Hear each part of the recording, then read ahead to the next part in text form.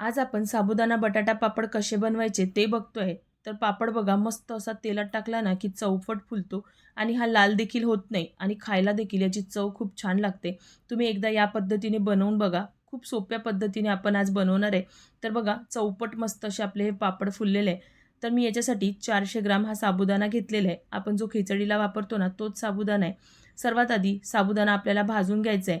तर मंद आचेवर आपल्याला हा साबुदाणा भाजायचा आहे. म्हणजे ना साबुदाण्याचा कलर देखील चेंज झाला नाही पाहिजे आणि साबुदाणा आतपर्यंत चांगला भाजला गेला पाहिजे.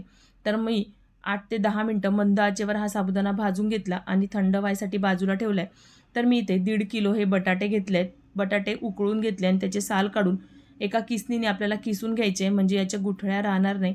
सगळे बटाटे मी ते किसून घेतले. आता हे साईडला ठेवून घेऊ आणि आपला साबुदाणा देखील थंड झालेला आहे. एका मिक्सरच्या भांड्यामध्ये घालून घ्यायचा आणि याला बारीक असं दळून घ्यायचं. हे जोपर्यंत दळून होतंय तोपर्यंत मी ते एका छोट्या मिक्सरच्या भांड्यामध्ये हिरव्या मिरच्या घेतल्या आहेत, 1 चमचा जिरं घेतलं आहे आणि थोडेसे काळे मिरे घेतले. काळे मिऱ्यानी ना चव खूप छान लागते, पण तुम्ही उपवासाला खात नसेल तर तुम्ही त्याला स्किप देखील करू शकता. फक्त हिरवी मिरचीची पेस्ट देखील याच्यामध्ये घालू शकता. आता याच्यामध्ये आपण साबुदाणा आहे ना, तो बटाट्यामध्ये चाळून टाकायचा आहे.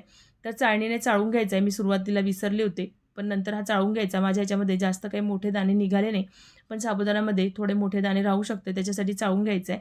आता याच्यामध्ये मिरचीची पेस्ट टाकून घेतली आहे. सोबतच 2 चमचे मीठ टाकून घेतलं आहे. आता हे चांगलं आपल्याला मिक्स करून घ्यायचं आहे. तर बघा हाताने चांगलं हे एकजीव करून घ्यायचं. आता आपल्याला हे थोडंसं रेस्टसाठी 10 ते 15 मिनिटं आपल्याला झाकून ठेवायचं आहे. म्हणजे साबुदाणा आहे ना तोपर्यंत चांगला फुलेल.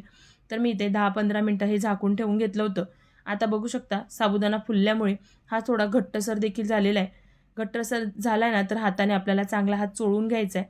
तर बघा आता याचे छोटे-छोटे गोळे तोडून घ्यायचे आणि गोळे तोडल्या देखील नंतर हातावर ना चांगले चोळून घ्यायचे. म्हणजे चांगला असा मऊसूत आपला हा गोळा तयार होतो आणि पापड देखील फाटत नाही. तर बघा एका प्लास्टिकच्या पिशवीवर मी हलकंसं तेल लावून घेतलं आहे. खूप जास्त तेल लावायचं नाही. नाहीतर नंतर ना पापडाला तेलाचा वास येतो. तर फक्त सुरुवातीलाच तेल लावायचं, नंतर नाही लावलं देखील चालतं. तर आता आपल्याला हे लाटून घ्यायचं आहे. तुम्ही हाताने देखील पसरवून घेऊ शकता. पण असे पातळ असे आपण हे लाटून घेतलेले आहे. आता मी हे घरातच एक पॉलिथिन टाकून घेतलं आहे. त्याच्यावर हे पापड सगळे टाकून घ्यायचे. एक दिवस मी हे घरातच सुकवून घेणार आहे आणि नंतर मी कडकडीत उन्हात 1 दिवस सुकवून घेणार आहे. तर बघा शेवटपर्यंत टाकता-टाकता आपले पापड आहे ना ते सुकायला देखील लागतात. नंतर मी 1 दिवस चांगले कडकडीत उन्हात हे वाळवून घेतले. तर बघा मस्त असे कडकडीत आपले हे वाळून तयार झालेले आहे.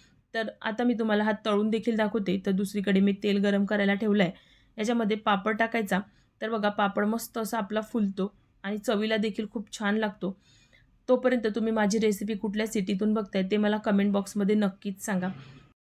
इथे तुम्ही पापडचा साईज बघू शकता. मस्त असे आपले हे पापड फुललेले आहे आणि खायला देखील अगदी खुसखुशीत आपले हे पापड तयार होतात. तर लालसुद्धा होत नाही. तुम्ही इथे बघू शकता पापड अजिबात लाल होत नाही. तुम्हाला मी हा वाळलेला पापड याच्यासोबत दाखवते. पापड बघा किती मस्त असा फुललेला आहे. तुम्हाला मी हा पापड तोडून देखील दाखवते. अगदी खुसखुशीत आपला पापड तयार होतो. तुम्हाला ही रेसिपी कशी वाटली मला कमेंट बॉक्समध्ये नक्कीच सांगा. थोडी जरी आवडली असेल तर व्हिडिओला लाईक करा.